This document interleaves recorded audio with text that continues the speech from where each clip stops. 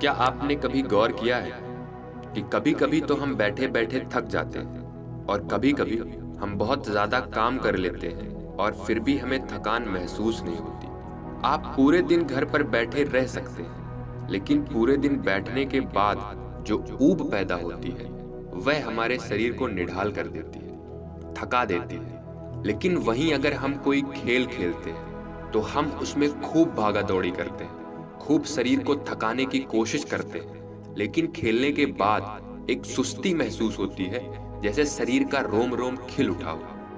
अगर आप देखिए, तो यह बात अपने आप में विरोधाभास है। भाई प्राकृतिक रूप से होना तो ऐसा चाहिए कि आदमी जब खेलता है, तो उसका शरीर थकता है, इसीलिए खेलने के बाद उसे थकावट महसूस होनी चाहिए। और जब आदमी खाली बैठता है, तो वह अपने शरीर को थका ही नहीं रहा, आराम कर रहा है, तो फिर उसे थकावट क्यों महसूस होती है? अगर आप इसका जवाब जानना चाहते हैं, तो इसका जवाब है हमारे मन की होड़। जहां तक शरीर की बात है, शरीर को थकाने से मन नहीं थकता। अगर आपका मन थक जाता है, तो आपका शरीर साथ नहीं देता। ऐसा ही होता है खाली बैठने में, और मन की उस ऊब को तनाव कहते हैं। आज की जो कहानी मैं आपको सुनाने वाला हूँ, उसमें आपको तनाव के बारे में संपूर्ण जानकारी मिल जाएगी। और अगर आप तनाव को समझ लेते हैं, तो आपके जीवन से दुखों का मिटना निश्चित है, क्योंकि दुख तनाव के कारण ही पैदा होते हैं। तो चलिए इस कहानी से हम तनाव को समझते हैं। इससे पहले कि आप इस कहानी में खो जाएं, इस चैनल को सब्सक्राइब जरूर करें। तो चलिए कहानी शुरू करते हैं। ये उस समय की बात है जब बुद्ध आम्रवन में अपना समय व्यतीत कर रहे थे। उस समय तक बुद्ध की ख्याति दूर दूर तक फैल चुकी थी। दूर दूर से लोग अपनी चिंताओं और दुखों के बारे में बुद्ध से समाधान खोजने के लिए आते थे। ऐसे ही एक दिन जब बुद्ध अपने शिष्यों को उपदेश दे रहे थे, तो एक अधेड़ उम्र का आदमी अपने 22-23 साल के लड़के को साथ लेकर बुद्ध की तरफ चला आ रहा था। बुद्ध ने एक नजर उन पर डाली और उपदेश में बैठने के लिए कहा। जब उपदेश खत्म हुआ, तो बुद्ध ने उस आदमी को अपने पास बुलाया और अपने पास बैठने का इशारा किया। जंगल में हरियाली छाई हुई थी और सुहाना मौसम था। जंगल से भांति-भांति के पक्षियों की आवाज वहां पर गूंज रही थी। इसके बाद बुद्ध ने उस आदमी से आने का कारण पूछा। इस पर वह आदमी कहता है कि हे तथागत, मैं 2 दिन की यात्रा करके अपने बेटे को आपसे मिलवाने के लिए लाया हूँ। यह मेरा इकलौता पुत्र है। यह हमेशा थका थका रहता है। ऐसा लगता है कि इसके शरीर में कोई जान ही नहीं है, कोई प्राण ही नहीं है। अगर हम इससे कुछ कहते हैं, तो यह हमारी छोटी छोटी बातों पर गुस्सा करता है। इसकी देखने की क्षमता भी उम्र से पहले ही कमजोर हो गई है और इसके बाल भी पकने लगे हैं। मुझे तो कुछ समझ नहीं आता कि यह सब क्यों हो रहा है। भला इतनी कम उम्र में ये इतनी बड़ी उम्र का लगता है। बुद्ध, मैं अपने बेटे को लेकर बहुत चिंतित हूँ। अपने बेटे को चिकित्सकों के पास लेकर गया, तो उन्होंने कुछ औषधियां देकर कहा, अपने बेटे को तनाव कम लेने दिया करो। वह अपने दिमाग में तनाव लेता है और इसी वजह से ऐसी हालत हो रखी है। लेकिन उनके लाख बताने पर भी मुझे तनाव का मतलब समझ में नहीं आया। मुझे पता ही नहीं कि तनाव होता क्या है और उसे कैसे उसके दिमाग से निकाला जाए। उसके लिए पहले ये समझना होगा कि तनाव होता क्या है। और इसीलिए बुद्ध, मैं आपके पास आया हूँ। कृपया करके मेरी समस्या का समाधान कर दीजिए। यह सुनकर बुद्ध उस लड़के को बड़े गौर से देखते हैं, उसकी आंखों में देखते हैं, उसके चेहरे को देखते हैं और फिर उसके हाथों की नब्ज को देखते हैं। यह सब विधियां देखने के बाद बुद्ध उस आदमी से कहते हैं, तनाव लेना तो कोई नहीं चाहता, लेकिन फिर भी तनाव लोगों को दीमक की तरह पकड़ लेता है और इंसान को यह पता ही नहीं चलता कि वह तनाव में जी रहा है।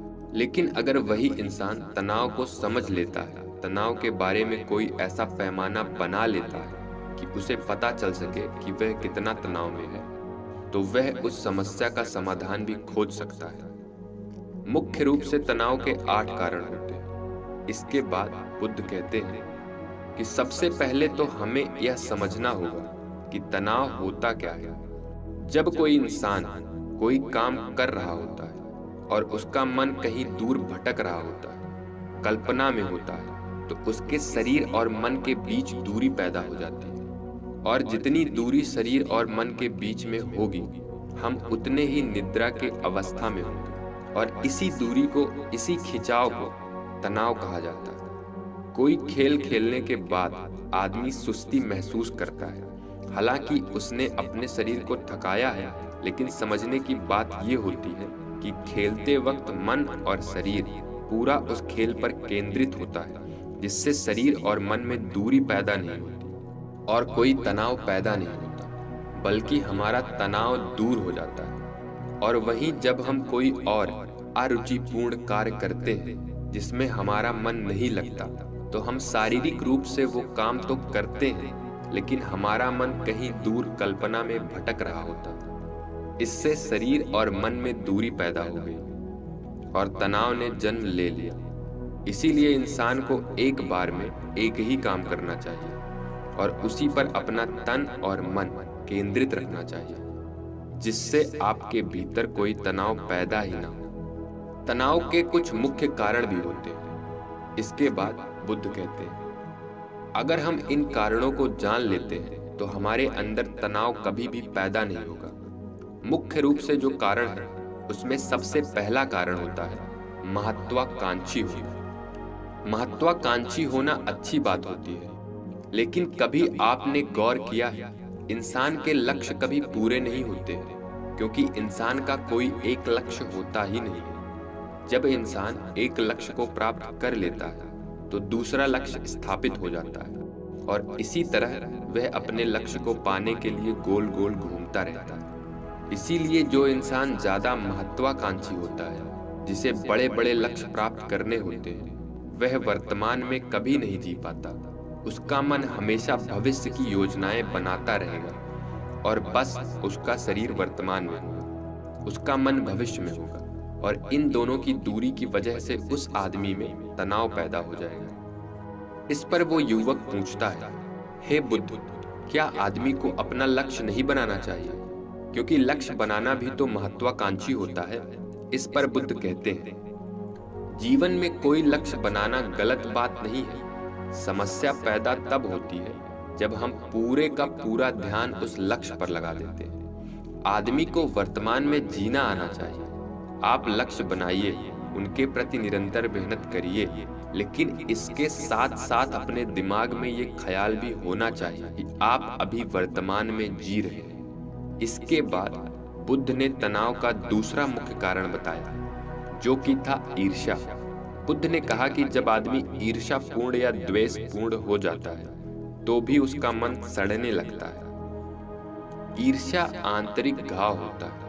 आंतरिक मतलब मन का घाव होता है। शरीर का घाव तो भर जाता है, लेकिन मन का घाव कभी नहीं भरता। इसीलिए इंसान को दूसरे की तरक्की से कभी ईर्ष्या नहीं करनी चाहिए। तनाव का तीसरा मुख्य कारण होता है किसी दूसरे से अपेक्षा। बुद्ध ने बताया कि एक बाप होने के नाते वह अपने बेटे से बहुत सारी अपेक्षाएं रखता है कि मेरा बेटा कामयाब इंसान बने, जिस तरह मैं चाहता हूँ उस तरह का जीवन जिए। और जब आदमी किसी से अपेक्षा करने लगता है, तो कहीं ना कहीं वो अनजाने में खुद के लिए तनाव पैदा कर रहा होता है। जरा सोचिए कि वही बेटा अगर अपने बाप के हिसाब से नहीं चलेगा, तो वह नहीं बन पाएगा जो उसका बाप चाहता है, तो फिर उसके पिता के मन को तनाव पकड़ लेगा। इसीलिए किसी से भी अपेक्षा नहीं करनी चाहिए, ना ही दूसरे से और ना ही खुद से। इसके बाद तनाव का अगला मुख्य कारण बताते हुए बुद्ध ने कहा कि अरुचिपूर्ण कार्य करने से भी मन में तनाव पैदा होता है। जिस काम में हमारा मन ही नहीं लगता, जिसमें हमारी रुचि ही नहीं है, तो उस काम में हम अपना मन नहीं लगा पाएंगे। हमारा मन कल्पनाओं की उड़ान भरेगा और हमारा शरीर वहीं बैठा रहेगा। इसीलिए दोनों में दूरी पैदा होने की वजह से यह भी तनाव का कारण बन जाता है। इसीलिए आदमी को सिर्फ रुचि के हिसाब से ही कार्य करने चाहिए। इसके बाद बुद्ध ने कहा कि शारीरिक दुख भी तनाव का कारण होता है। जब आदमी को कोई शारीरिक कष्ट होता है, तो वह आदमी उसी बीमारी के बारे में सोचता रहता है, जिससे उसके मन में दुख के विचार पनपते हैं और वहां पर तनाव पैदा हो जाता है। यह सुनकर उस आदमी ने कहा, हे बुद्ध, शारीरिक दुख तो किसी भी आदमी को आ सकता है, तो क्या हुआ? आदमी हमेशा तनाव में ही जिएगा? बुद्ध कहते हैं कि यह बात ख्याल करने की होती है कि हमारा जीवन दुखों का आकार है। जैसे जैसे हमारी उम्र बढ़ती है वैसे वैसे बीमारी आती है, दुख आते हैं और एक दिन मौत भी आती है। बीमारियां जीवन का अभिन्न हिस्सा हैं। किसी में वो समय से पहले आती है तो किसी में बाद में आती है। और जब इंसान का मन इसके बारे में समझने लगेगा तो अपनी बीमारी के बारे में सोचकर ज्यादा तनाव नहीं लेगा, क्योंकि वह जीवन का एक अभिन्न हिस्सा है और इसके लिए आदमी को शारीरिक रूप से भी अभ्यास करते रहना चाहिए ताकि उसका शरीर लंबे समय तक स्वस्थ बना रह सके। और यह भी जान लो कि तनाव का एक मुख्य कारण होता है अपनी योजनाओं को समझने के लिए वक्त ना देना। कुछ इंसानों के मन में कोई ख्याल पनपता है और उस पर बिना सोचे समझे कार्य करना शुरू कर देते हैं, और जब उस काम में उन्हें नाकामयाबी मिलती है तो वो तनाव से भर जाते हैं, क्योंकि उन्होंने वह काम शुरू करने से पहले उसके बारे में पूरी जानकारी नहीं ली थी। आदमी को कोई भी योजना बनाते वक्त उसके पूरे परिणाम के बारे में सबसे पहले सोचना चाहिए। हमें यह सोचना चाहिए कि अगर ये योजना कामयाब नहीं हुई तो फिर मैं क्या करूँगा, और इसीलिए अपनी योजनाओं को समझने के लिए पूर्ण वक्त देना ताकि भविष्य में उसके प्रति कोई तनाव पैदा ही ना हो। और सबसे आखिरी कारण जो तनाव का होता है वो होता है ज्यादा सोचना। निरंतर सोचते रहना भी एक बीमारी होती है, और इसको दूर करने के लिए आदमी को नित्य प्राणायाम और ध्यान करना चाहिए। यह सुनकर उस आदमी ने हाथ जोड़ते हुए पूछा कि हे बुद्ध, मेरा बेटा तो अभी मात्र 23 साल का है और उसमें इतनी समझ भी नहीं है कि वह इतनी सारी बातों का एक साथ अनुसरण कर सके। कृपया करके तनाव मुक्त रहने का कोई आसान सा मंत्र बता दे जिससे आदमी उस मंत्र का अनुसरण भी कर सके और तनाव मुक्त भी रह सके। ये सुनने के बाद बुद्ध ने कुछ सोचते हुए जवाब दिया कि इसके लिए एक छोटी सी विधि है, और तुम इतनी बातों का पालन नहीं कर सकते तो तुम एक बार में एक काम को करने पर ही ध्यान लगाओ। जो भी तुम काम कर रहे हो बस एक काम एक बार में करो और उस काम को पूरा ध्यान लगा कर करो। अगर तुम्हारा ध्यान इधर उधर भटकता है तो जब याद आए तो वापस उसे उसी काम पर लगा लो। यह सबसे आसान और सबसे अच्छा तरीका है तनाव मुक्त रहने का। अगर तुम खाना खा रहे हो तो खाना खाने पर ही अपना ध्यान केंद्रित कर दो। अगर तुम चल रहे हो तो चलने पर ही अपना ध्यान केंद्रित कर दो। इससे तुम्हारा मन और तुम्हारा शरीर दोनों एक जगह पर रहेंगे और दोनों के बीच दूरी नहीं पैदा होगी, जो कि तनाव का मुख्य कारण है।